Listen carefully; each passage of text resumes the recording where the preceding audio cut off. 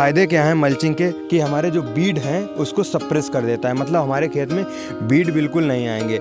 जब हमारे खेत में बीड नहीं आएंगे तो हमारे जो पेस्ट वगैरह हैं, जो मतलब इंसेक्ट वगैरह हैं, उनका अटैक नहीं होगा, क्योंकि जो ग्रास हॉपर वगैरह हैं वो हमारे जो खरपतवार हैं उन्हीं पर रह करके अपना जीवन यापन करते हैं और अपनी लाइफ साइकिल को कंप्लीट करते हैं। तो जब मतलब बीड नहीं रहेंगे खेत में, खरपतवार नहीं रहेंगे, मतलब जो इसकी पॉपुलेशन है वो 70 से 80% तक कम कर देता है। नमस्कार किसान साथियों, मैं नीतीश कुशवाहा स्वागत करता हूं आपके अपने YouTube channel farmer the journalist पर।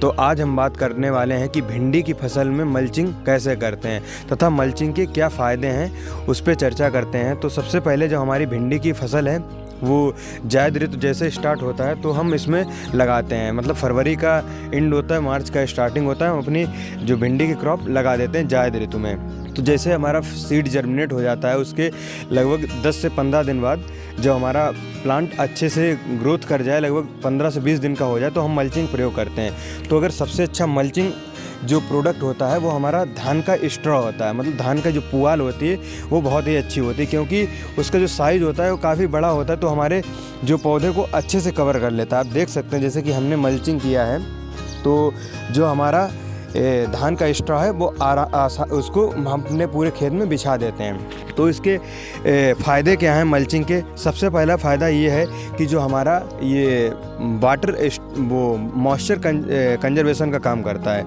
मतलब जो हमारा पानी लगाने का इरिगेशन का जो पीरियड होता है जायद ऋतु में वो 1 से 1.5 वीक का होता है, तो ये उसको एफिशिएंसी को बढ़ा देता है। मतलब ये 5 से 7 दिन तक ये हमारे जो इरिगेशन है वो हमें उसका टाइम पीरियड बढ़ा देता है। मतलब हमारे जो पानी है वो हम कम लगाएंगे। मतलब हमारे जैसे कि अगर नॉर्मल 10 से 15 पानी पूरी क्रॉप में लगते हैं जायद ऋतु में, तो इसमें 10 पानी लगेंगे।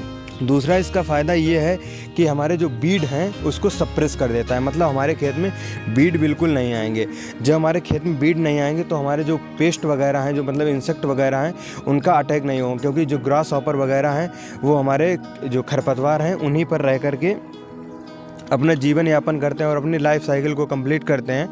तो जब मतलब बीड नहीं रहेंगे खेत में, खरपतवार नहीं रहेंगे, मतलब जो इसकी पॉपुलेशन है वो 70 से 80% तक कम कर देता है।